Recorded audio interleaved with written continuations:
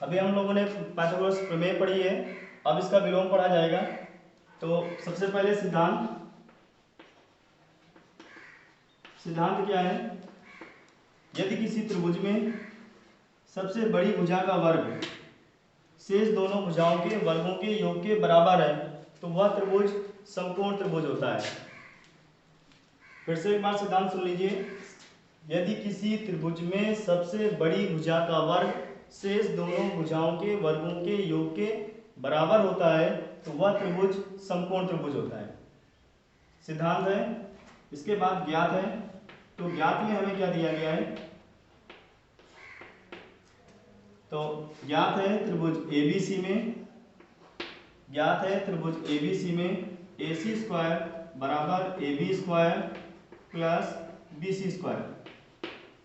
अब हमें इसमें ज्ञात में दिया गया है AC स्क्वायर बराबर AB square plus BC square. सिद्ध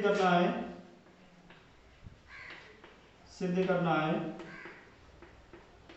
कोण B बराबर 90 अंश।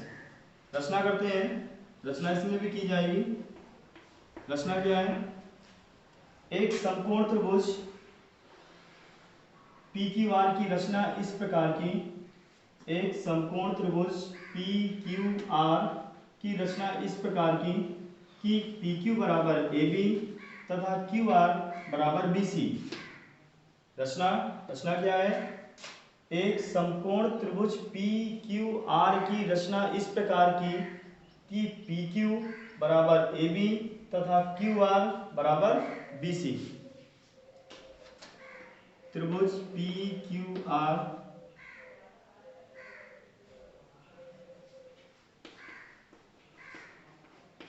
इस प्रकार की कि PQ भुजा बराबर AB भुजा के व QR भुजा बराबर BC भुजा के। उपपत्ति। रचना से शुरुआत करते हैं क्योंकि हम लोग पाइथागोरस प्रमेय पढ़ के आ रहे हैं। त्रिभुज PQR में कोण Q बराबर 90 अंश। अगर कोई समकोण त्रिभुज होता है तो उसमें हम पाइथागोरस प्रमेय लगा सकते हैं, यानी सबसे बड़ी भुजा का वर्ग शेष दोनों भुजाओं के वर्गों के योग के बराबर होता है। तो यहाँ से PR स्क्वायर बराबर PQ square plus QR square. देखो यहाँ पर हमें रचना से क्या पता है? PQ की जगह हम AB लिख सकते हैं और QR की जगह BC लिख सकते हैं। तो यहाँ पर परंतु PQ बराबर AB और QR बराबर BC वैल्यू उठा के रखते हैं। PQ की जगह पर AB और QR की जगह पर BC। ये हमें रचना से ज्ञात है।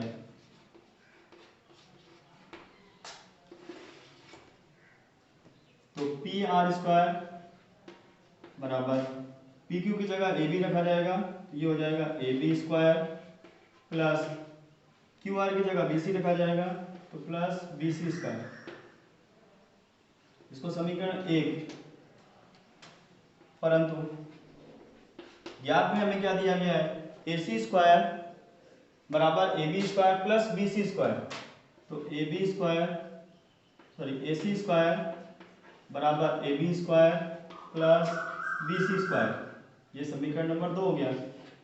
समीकरण 1 व 2 की तुलना कराते हैं। तुलना क्यों कराई जा रही है? क्योंकि लेफ्ट हैंड साइड पहले वाले समीकरण का राइट हैंड साइड और दूसरे वाले समीकरण का राइट हैंड साइड बराबर है। तो समीकरण 1 व 2 की तुलना करने पर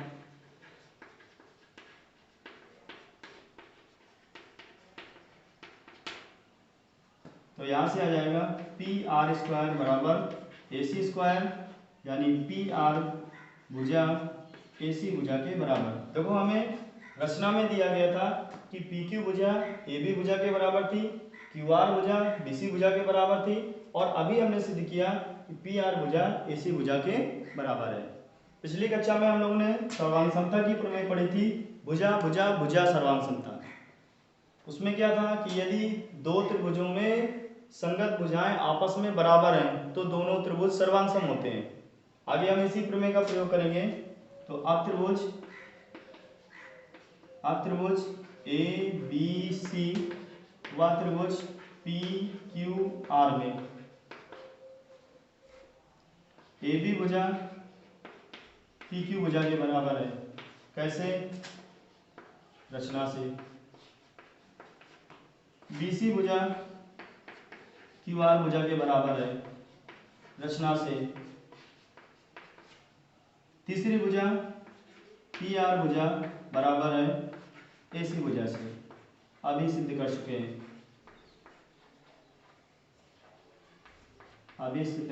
हैं। अगर तीन भुजाएं बराबर होती हैं दो त्रिभुजों में तो वो त्रिभुज सर्वांग कहलाते हैं। इसलिए त्रिभुज ए बी सी सर्वांग त्रिभुज पी क्यू आर जिस नियम से होता है वो नियम लिखा जाता है एस एस एस सर्वांग समता से। अगर दो त्रिभुज सर्वांग होते हैं तो उनके शेष भाग भी बराबर होते हैं। तो हमें जितने भाग की जरूरत है यानी कोण बी बराबर कोण क्यू कैसे है? सीपी सीटी से। परंतु कोण क्यू का मान 90 अंश यह मेरी रचना से था। अगर कोण क्यू का मान 90 अंश है और क्यू बी के बराबर है तो इसका मतलब क्या हो गया कि कोण बी भी 90 अंश होगा।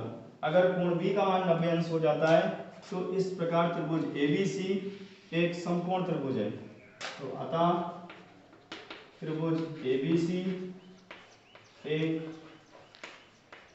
समकोण त्रिभुज है। और इस तरह से कि आपकी दूसरी प्रमेय भी सिद्ध हो जाती है सिद्धांत। धन्यवाद।